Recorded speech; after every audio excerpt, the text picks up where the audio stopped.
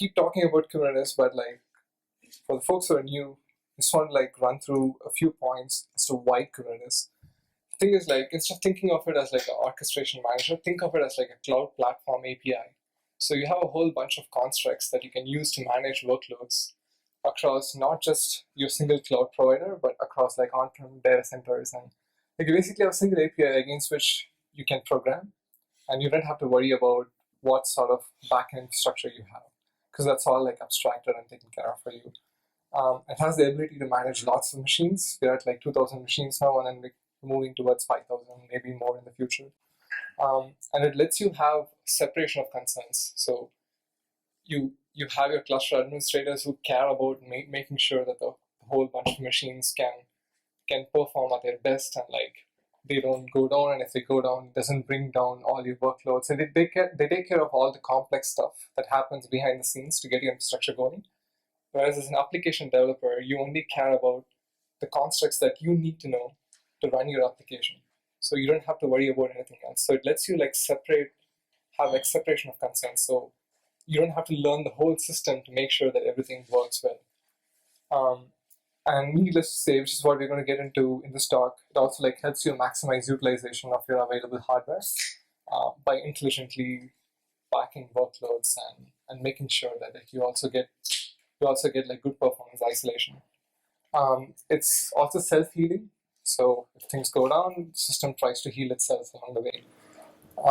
And the way, I know, like this is what Kelsey keeps saying these days now. He says that we have to think of Kubernetes as like a building block for distributed systems. Rather than like thinking of it as this one product that you're using, it's like a building block where you can keep on extending it to do more and more interesting and amazing things. I need to unlock.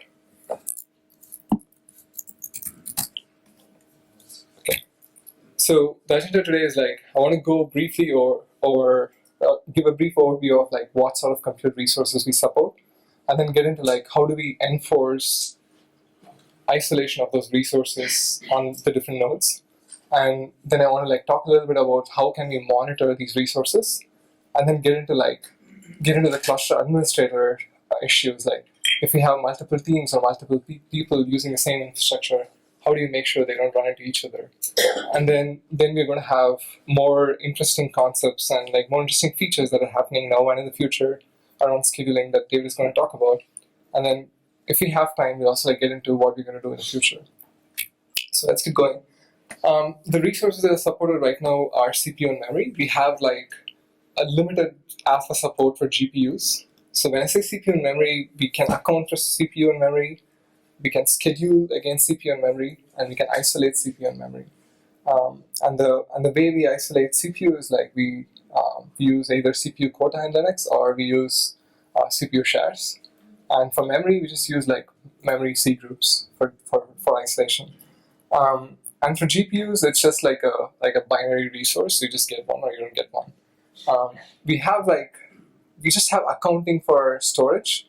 We're just starting to look into doing much more deeper integration storage. So the system can detect how much storage you have, and it can track how much is being used, and it can react to situations where storage is getting full and make sure that the system can continue to function without running out of storage space. So it tries to like do whatever it can to make sure that the whole system can keep continuing to make progress. So this is an interesting topic. Like everybody wants isolation. So things like if you're moving from a virtual machine into container, then you're like, I used to have this strong isolation boundary that's the virtual machine, and then now I'm moving into containers. So what happens? So we have to like preserve the isolation boundary that you used to have with virtual machines with containers as well. And we primarily use like C groups as the means for enforcing resource restrictions for containers. That's like the primary means. But the thing is, like, if we go for a really strong isolation, where like we make sure that like no one can step on each other, if you like that's pretty difficult. But even if we go to that extent, the problem there is that like people don't really know how much they need. Like think about the days when you're provisioning virtual machines. Like you don't really know how much you need. You provision for like peak capacity. So if you just keep continuing to do the same thing, then what about your resource utilization? So it's this optimization between having like very predictable application performance and making sure and like having your application behave the same way wherever it's running, versus improving the overall utilization of your cluster. So, so Kubernetes takes so, so Kubernetes isn't opinionated when it comes to isolation. It provides you like different levels. So you can have like really strong isolation guarantees, or you can have like really loose isolation guarantees. That way, like you can overcommit your system, and so you can improve utilization. So these are the primary concepts when it comes to compute resource isolation. So Kubernetes has like two concepts. One is request, another one is limit. So think of request as like the minimal amount of resources that you will need to run your workloads. So it's like if your workload has to start, you need at least this. Or you could think of this as being like your 90th percentile utilization. So it's like this is what you expect to mostly use, right? And then Kubernetes supports this other concept called as limits, where like limit is something that you don't expect to exceed at all. So you have these two levels where the request is something that you need for sure, and you can't run without that, and that's your minimum expectation. And then you have limits, which is your maximum utilization that you expect to have. So let's just go into more details. So with requests, you have a strong guarantee of availability. So when you ask for, like, say, one CPU as your request, you're guaranteed that you will get that CPU. Even if the system is like running at 100% utilization, you're going to get that single CPU. And so the way it's implemented is, or the way you can request is like, for CPUs, you can request in fractional cores. So you can ask for like 0.5 CPUs, or you can ask for like 1.75 CPUs. And for memory, it's in bytes. So you can say you need like 100 megabytes or 200 megabytes.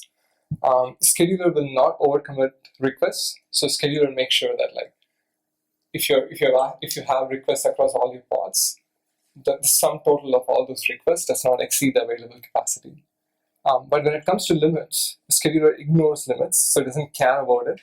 So limits are put in place so that you can opportunistically overcommit your machine and like opportunistically use up resources that are regularly not being used. So you, for example, like you might be running like web servers or databases that are very critical, and like you want to make sure that they don't have any latency issues.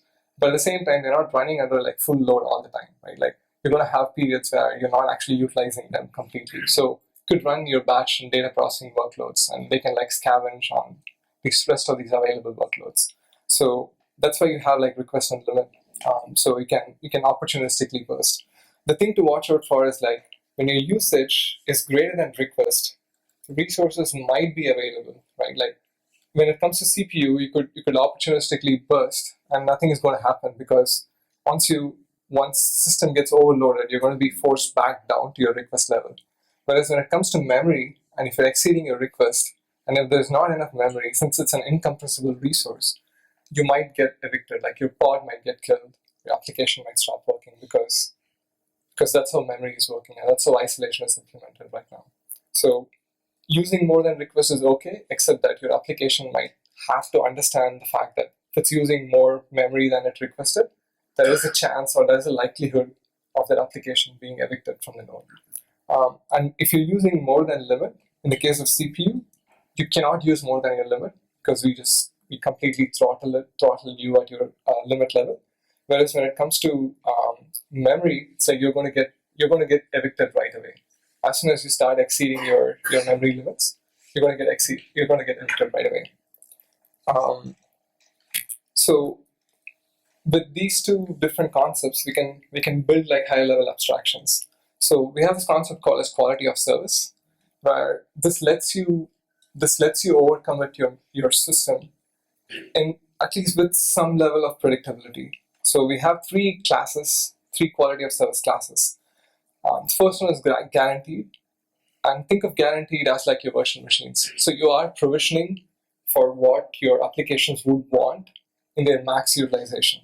So if your applications end up using like say one CPU under maximum load, you might be like setting your limits to maybe 1.2 CPUs or something, just so that you give it enough headroom. And that's typical to how you would provision your virtual machine. The thing with guaranteed is like requests are greater than 0. and limit is equal to request. So if you just set limits for your pods, then the requests get defaulted to your limits, and then your pod gets into the guaranteed class.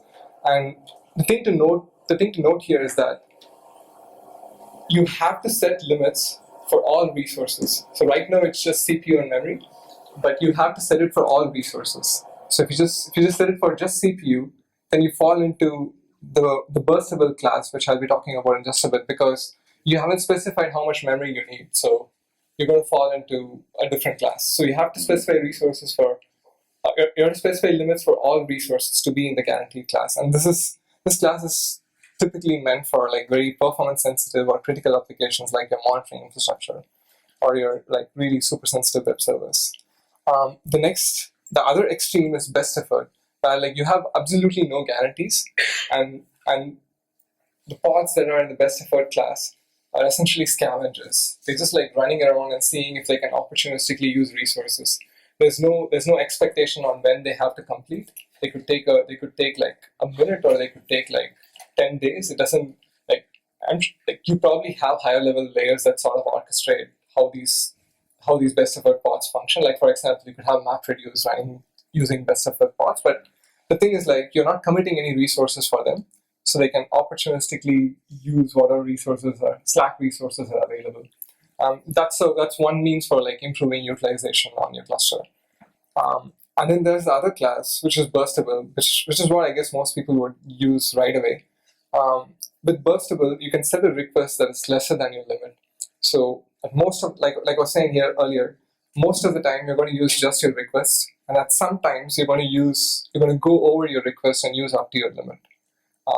And that's typically how it works. And many times pods don't have limits, so they end up using how much ever resources are available on a given node. So it depends on the overall node capacity or node availability at any given point of time. So that's the burstable class. And how do we implement quality of service classes?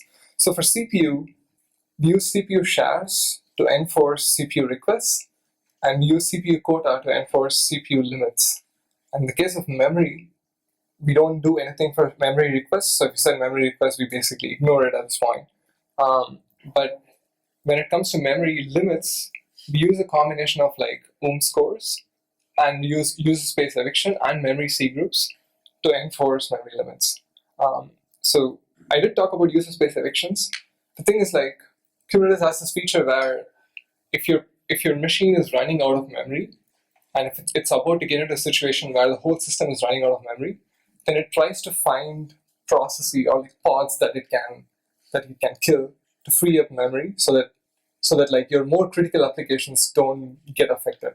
For example, if you're running best effort pods, they're just scavengers, it'll try to like evict those scavengers first before the system or the state of the system can impact your sensitive workloads, which are expected to be in the guaranteed class. And then if there are no other best effort pods to kill, then it'll go and like try to kill burstable pods. And if there are no other burstable pods to kill, then this is not expected to happen. At times it can kill guaranteed pods too. Because the expectation is like once a guaranteed pod lands, it never gets evicted. But like given that the system is just maturing, at times it's possible for the guaranteed pods to also get evicted. And when it comes to storage, like I was saying earlier, with storage, isolation is on a best effort basis. There actually isn't any isolation between pods, but rather like storage is a loose thing where across the entire node, we'll try to look for two partitions. We look for the root, like the partition where the root FS is under. So whatever partition that's attached to like / on your machine is what we will be tracking. And we'll also like try to track the image file system that Docker is using. So if you have like device mapper, for example, that might be on a different device. Or if you're setting up like a completely different partition for storing all your Docker content, then that is also tracked. And if the availability of storage on any of these two partitions falls below a specified threshold, then the system would start evicting pods in the same order that I mentioned earlier to make sure that the rest of the pods can continue to make progress.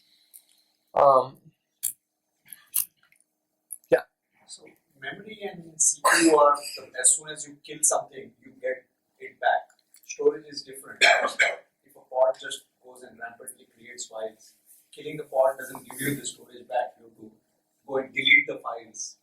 So do we do something like that? So the question was like, with CPU and memory, it's easy to reclaim, but when it comes to storage, it's difficult to reclaim. So I'm going to talk about this in just a bit, but just to give you a short answer, we do like try to reclaim storage space right away. So the act of eviction involves reclaiming resources as well. So this is the part that I was saying. So for node stability, a lot of this is like left to cluster administrators. So if you use like a preset deployment for Kubernetes, like Google Container Engine or OpenShift or something, then like this is all happening behind the scenes for you. So on the nodes, not all the available capacity is available for usage for actual user applications.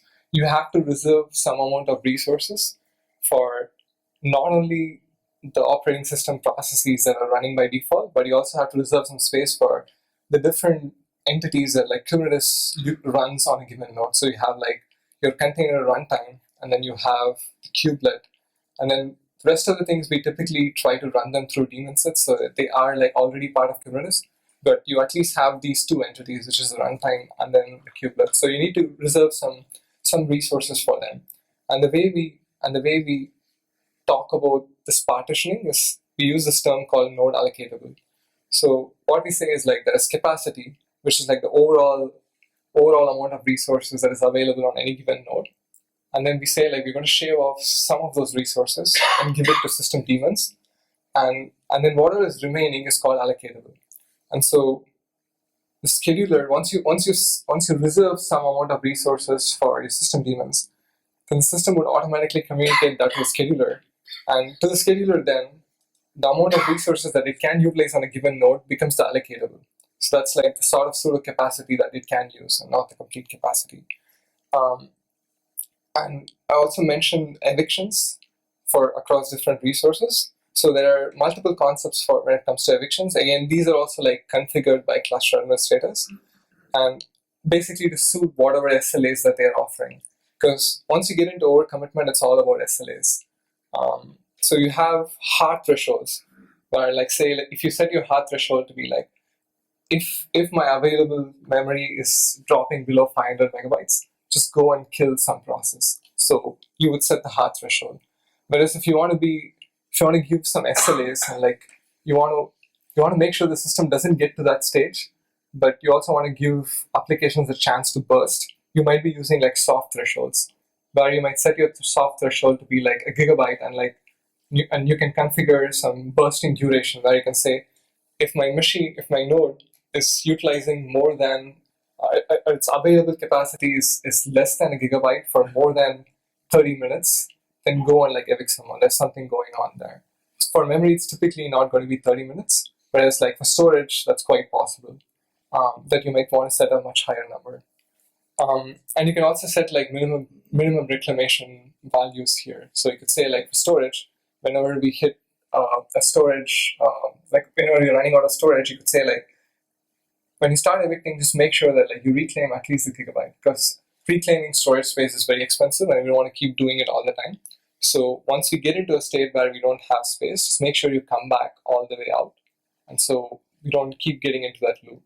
And the other interesting thing is like whenever the system detects that it's in a state where it's running out of resources based on values that you have configured, it will make sure that no new pods get scheduled on the node, and until it's sufficiently sure that like it has reclaimed the configured amount of resources, it will continue to be in that state.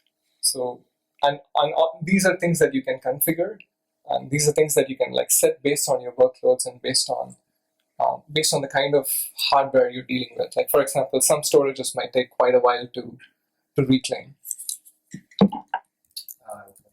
Yeah.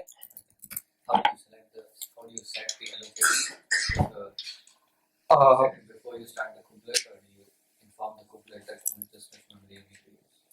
So it's a kubelet configuration. So you would be setting kubelet flags, where you would say for memory how much space you're going to reserve, and for not for CPU. We don't do evictions based on CPUs because it's compressible, and like you already have the primitives to make sure it doesn't run out of CPU. And for storage, the same thing. The other thing to watch out for is like we have this dashboard here. Call this the. Will the eviction find out the pod that was roamed and kill it, or would it be random? The eviction tries to look for. So the algorithm is as follows. It first looks for a pod that's in the lowest quality of service. So it starts from best effort and then keeps going to possible and then to guarantee. And then within each class, it looks for the offender. It tries to do as little evictions as possible. That's what it's optimized for by default. And for folks who are trying to like configure this by yourself, we have a dashboard where we monitor the use. We monitor the usage for node components over a period of time. So you can like look at what's the CPU usage and the memory usage over time, and like you can set like the eviction thresholds, and you can also set like node allocatable accordingly. This typically changes based on the pod density and the container density that you're running with. So it's a function of primarily pod and container density. So let's keep going. Okay, now it's demo time. So I'm just going to show how like CPU throttling and how kills actually happen. Like we're going to see how whatever I'm speaking of is going to happen in reality.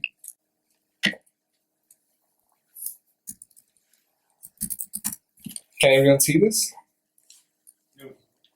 Okay. Okay, how about now? Still.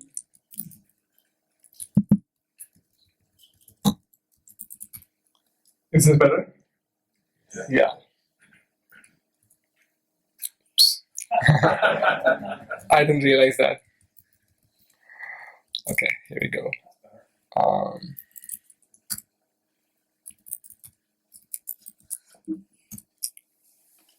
Okay, so can ignore the first few commands. I'm just creating a demo namespace so I can just run everything in there and then just clean up everything in one go. So what I'm doing here is like I'm creating a deployment. So we have like a very easy to use command, which is kubectl run. So you can take any container image and then just run kubectl run with that image, and then you have your container image running in a Kubernetes cluster right away.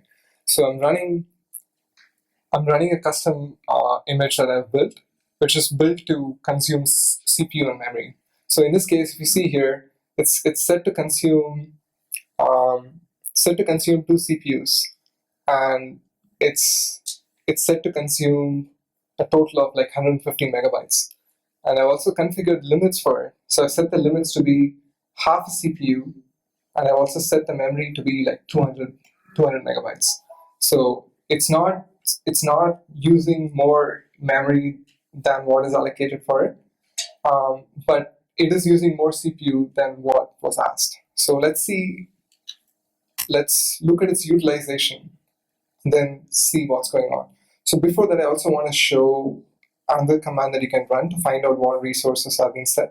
So when you run kubectl describe on your pod, you will be seeing the limits and the requests that have been set for your pod. And if you keep going down, you'll also see the quality of service class. In this case, it's guaranteed. Like I said earlier, if you just set limits and not set requests get defaulted to limits, and then your pod would be in the guaranteed class. So, okay, so here we go. You can see here that the container that I just started is not able to use more than half CPU because its limit was set to half a CPU. And then it's using 155 megabytes of memory. And we gave it 200, so nothing is happening to it. So I'm going to delete this. This time we're going to do something different. We're going to start a container and make it consume more than what it's been allocated. So in this case, it's consuming 250 megabytes, whereas we just gave it like 200. And the CPU situation is the same as earlier. So it's running, and what we're looking for here is like, in some time, it's going to, I think in like 25 seconds, it's going to take up all the memory that's it's being configured to consume. And at that point, the system is going to start evicting that container. But the way I ran it, if you just run kubectl run, then the default setup is that if your container fails, it will be restarted again. So what we're looking for here is the restart count to increase. So let's see if the restart count increases. Yes, so it did restart once, and let's look at why it restarted. Okay, so I'm running kubectl describe again. And if you go look at the last state was terminated, and you can see the reason here that it was home kill. And what this means is that your container attempted to use more memory than what was allocated for it via memory limits, and so it got evicted. And this is how you would see the container got evicted. So this is the demo for that part. Okay, let's keep going. So for monitoring, we have a lot of options. David worked on a monitoring story recently where there's like a much more high-level overview of like how the system and like different monitoring agents sort of interact. I'm not going to get into that detail, but I'll just give you the different options you have now. So there's cAdvisor that is running as part of the kubelet on all nodes. So you do get metrics from cAdvisor. You can also run cAdvisor as a standalone pod, and you can get a lot of metrics from cAdvisor. And cAdvisor is already built in to dump metrics about your entire machine to different backend sources. We run Heapster, which is also run as a pod in the cluster, and it does like cluster level aggregation, and it adds a lot of metadata to the information that it gets from different nodes, and it then makes it available to different use cases. So it makes it available for like autoscaling, it makes it available for the dashboard, it makes it available for different monitoring backends. So, am I correct that you have the proposal to remove the cAdvisor as a separate component and make that pluggable?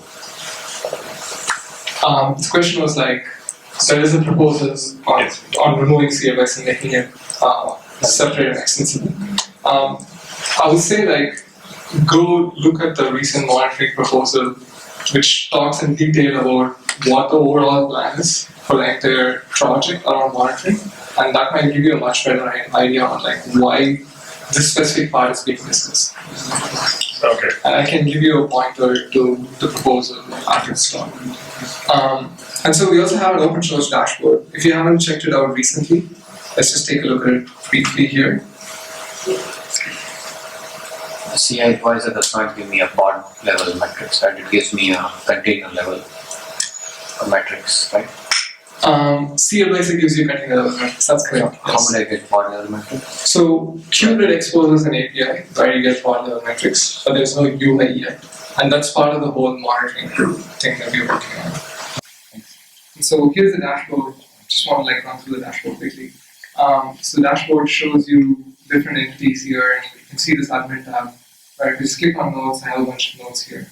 And let's just go check out like one node. So here you can see this CPU utilization history and this memory utilization history.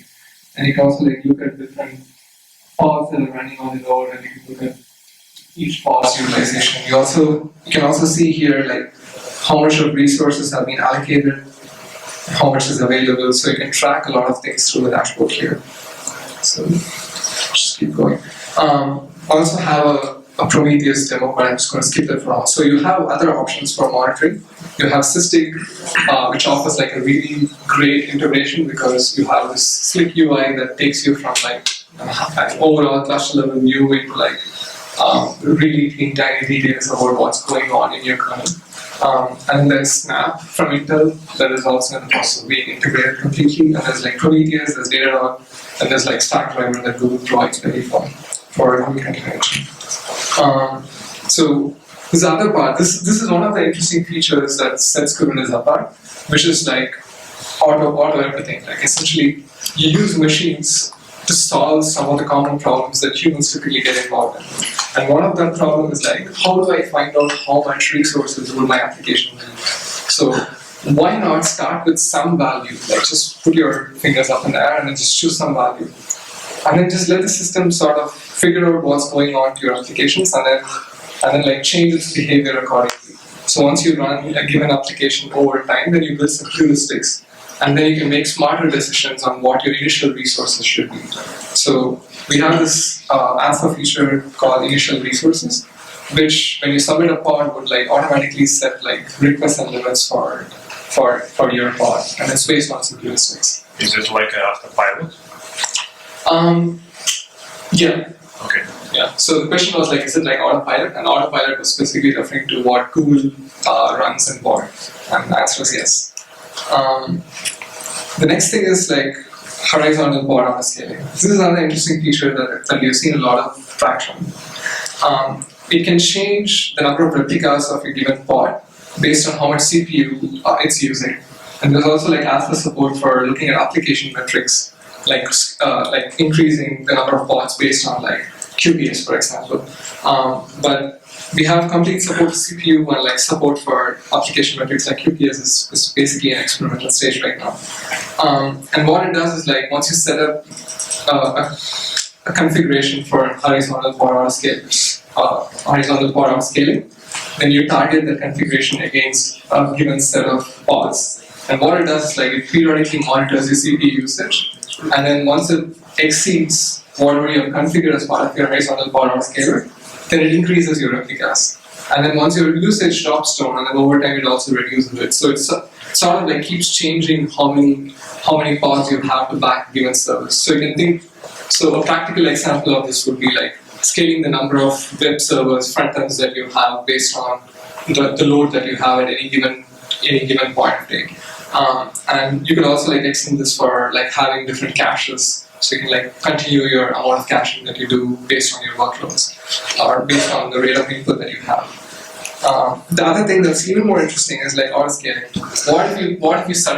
What if it's Christmas and then you suddenly start getting like usage spikes, and then all of a sudden you have to like go do resource provisioning and like figure out what to do with your system. You don't actually have to do that with Kubernetes. So the combination of like horizontal pod scaling and cluster autoscaling, the system can like scale itself. So you can add more nodes whenever there are pods that are waiting to run in your cluster. Say if your horizontal pod autoscaler decides to add 100 more pods, then the cluster autoscaler can actually increase the number of nodes that are available on the system to make sure that it can accommodate that capacity. And after some time, if your burst is actually gone, then you can actually bring down your number of nodes so you don't have to pay a hefty bill. So you don't have to pre-configure. The system can like sort of change its behavior based on what is happening in reality at any given point in time.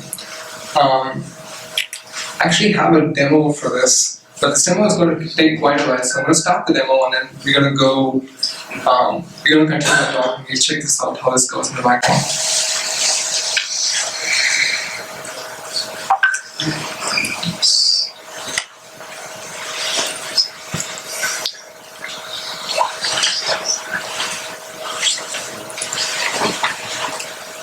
So, just to give you an idea, I have a cluster that's running in Google Container Engine, where cluster autoscaling is available as of now.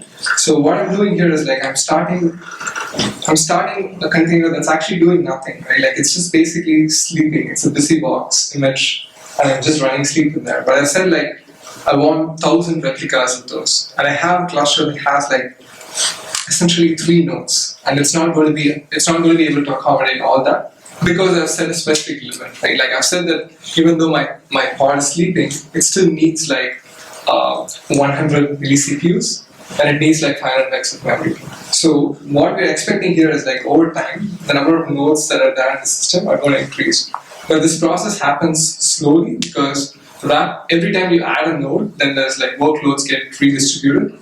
And then every time you remove a node, that's actually very disruptive. So the system tries to be careful when it tries to add or remove nodes.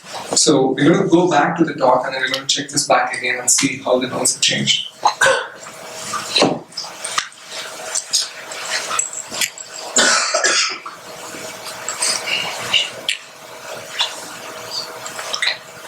So I'm going to run through the rest of the stuff. Hopefully we have enough time for the rest of the content. So resource quota is another part that I was talking about, which tries to like separate concerns. So you have users who run across like different projects. You have different teams in an organization, and they all don't really know how much capacity is available or like how they're expected to utilize capacity. So Kubernetes provides this concept called as namespaces, which lets you like do different things, and like it lets you like provide access control. In addition to that, it also like lets you provide like resource quotas across given namespaces. So you can say like this given namespace is not expected to use more than 100 CPUs and like I don't know 1 terabyte of memory or something like that, and like some amount of storage. So you could configure that, and then what happens is like whenever a user tries to create more pods than what they can in their given namespace based on their quota, pod creation requests would fail right away as part of the whole admission process. So your pods will never even be created, and that's based on the quota that you've configured. In addition to quota, you also have other concepts like setting up limit ranges, where they let you like apply default limits. So you imagine like a bunch of people in your organization just running best of their pods all the time, they're just scavenging, then you can't like have a predictable system. So if you want to have a predictable cluster, you could set up some restrictions at the cluster level and say like, if anyone is running this given namespace, I expect them to set a request and a limit. And if they don't set one, I'm going to set one for them. And you could also go further and say like, I expect requests and limits to be in a given ratio. So they can't like have very low requests and a very high limit. So you can have like a lot of control over what is going on in the system, and that way you can like have different teams work together on against a single cluster. I'm going to skip this demo for now. So before I hand off to David, I just want to show how the cluster autoscaler is expected to work. Vish, we probably don't have time. We don't have time. Don't have time for to do the rest of the demo. Okay. Okay, I just want to show like we have like a whole bunch of nodes that have been added to the cluster, and that's the cluster autoscaler that we've done. Can you put your demo code on GitHub or somewhere? Oh yeah, sure. Of course. Sure. Do you want to run? Yeah, I'm just doing one slide because we don't have time for any more than I that. started a little late, so Yeah. So we're going to go back to the doc, and then we're going to check this back again and see how the nodes have changed.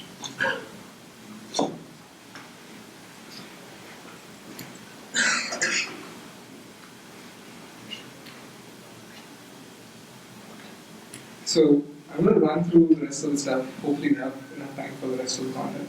So resource quota is another part I was talking about, which tries to like separate concerns. So you have users who run across like different projects. You have different teams in an organization, and they all don't really know how much capacity is available or like how they're expected to utilize capacity. So Kubernetes provides this concept called as namespaces, which lets you like do different things. It lets you like provide access control. In addition to that, it also like lets you provide like resource quotas across given namespaces. So you can say like this given namespace is not expected to use more than 100 CPUs and like I don't know 1 terabyte of memory or something like that, and like some amount of storage. So you could configure that, and then what happens is like whenever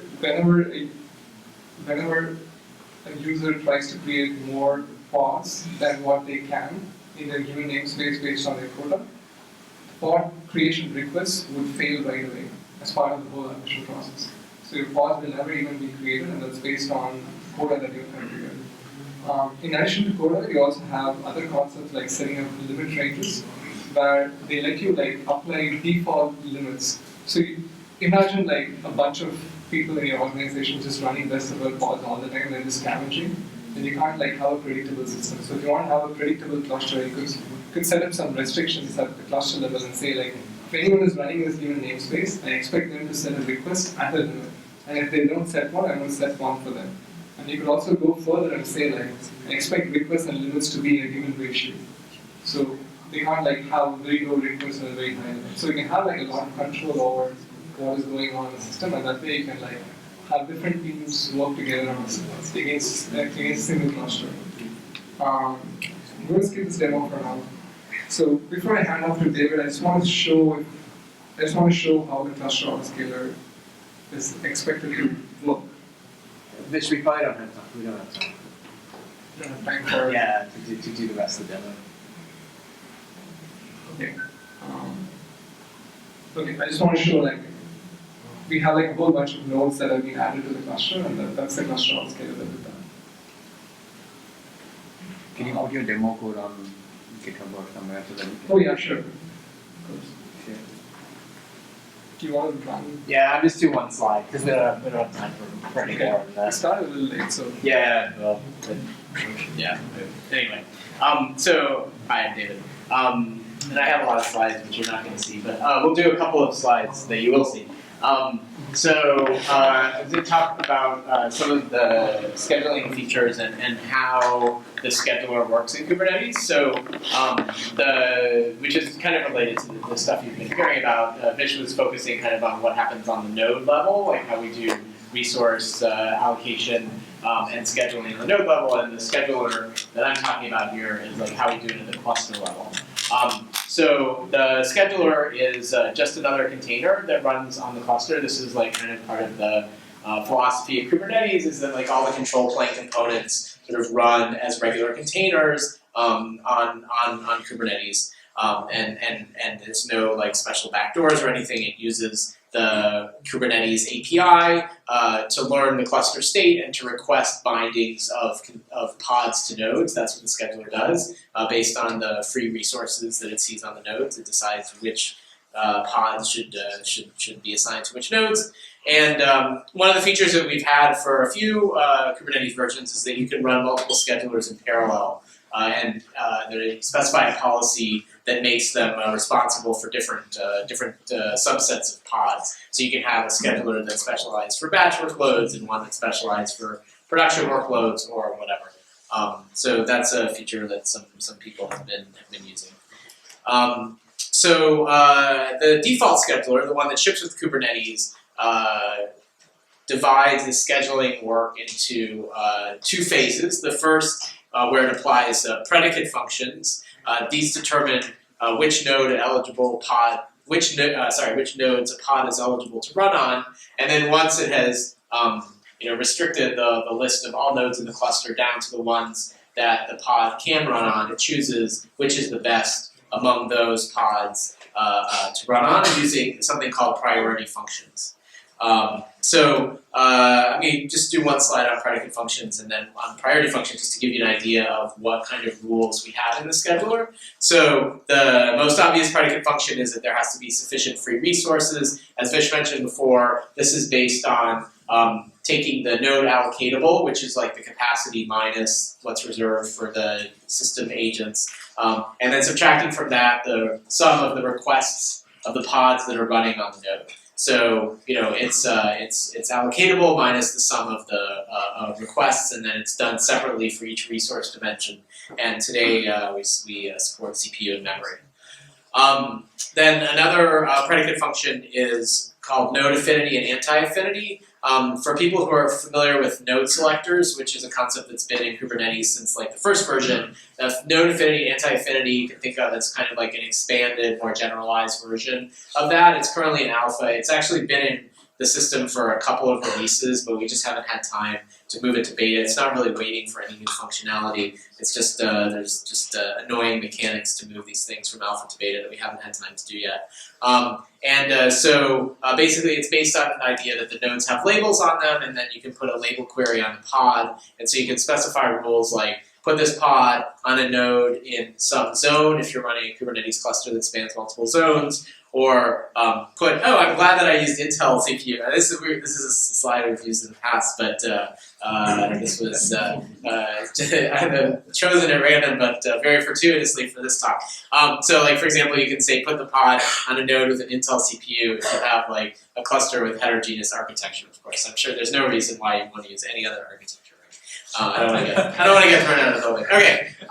And then the last kind of predicate function we'll mention is interpod affinity and anti-affinity. This is also an alpha. It's been in Kubernetes for a couple of releases. And the way to think about this is that node affinity is about putting a selector over the labels that are attached to a node, whereas pod affinity is about putting a selector over the labels that are attached to other pods that are running on a node. And so it's a way to specify which other pods some pod must coexist with or cannot coexist with. So here's two examples. One is like co-locate the pods from service A and service B on the same node, or if you have a multi-zone cluster, like put them in the same zone or whatever, since they communicate a lot with each other.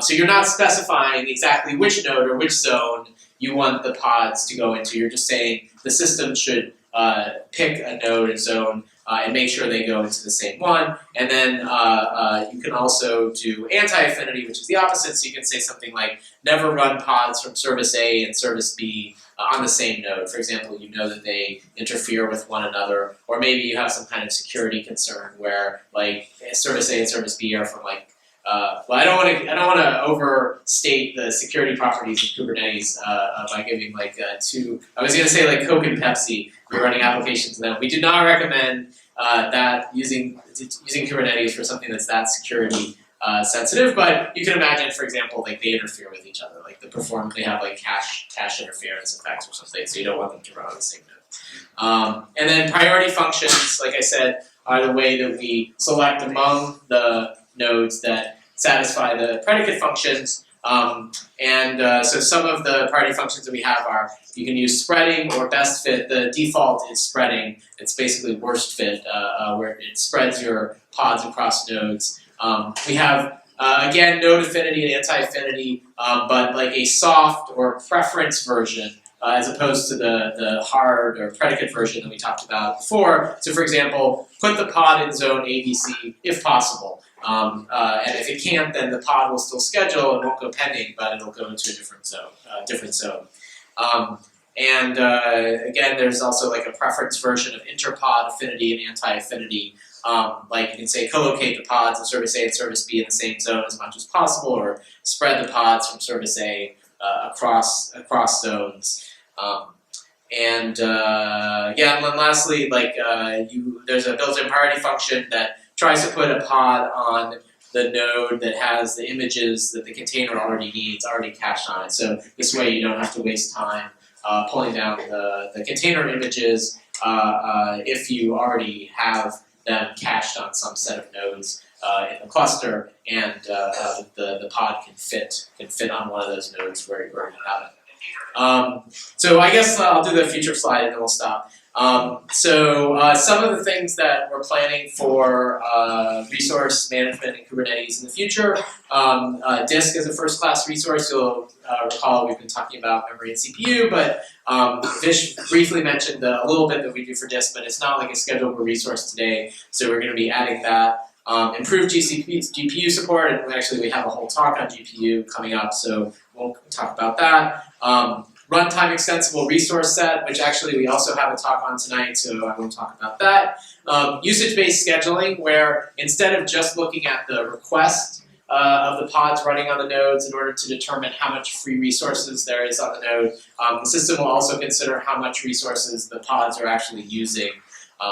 And that should be coming sometime early next year, hopefully.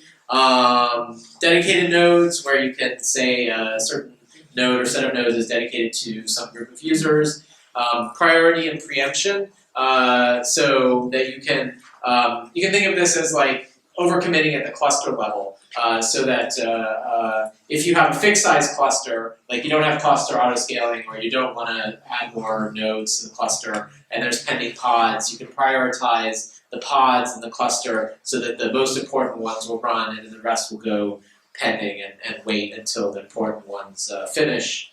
Then there's more work we're going to be doing for improving quality of service enforcement, so like some extensions to some of the stuff that Vish talked about earlier. So that's the end of the talk.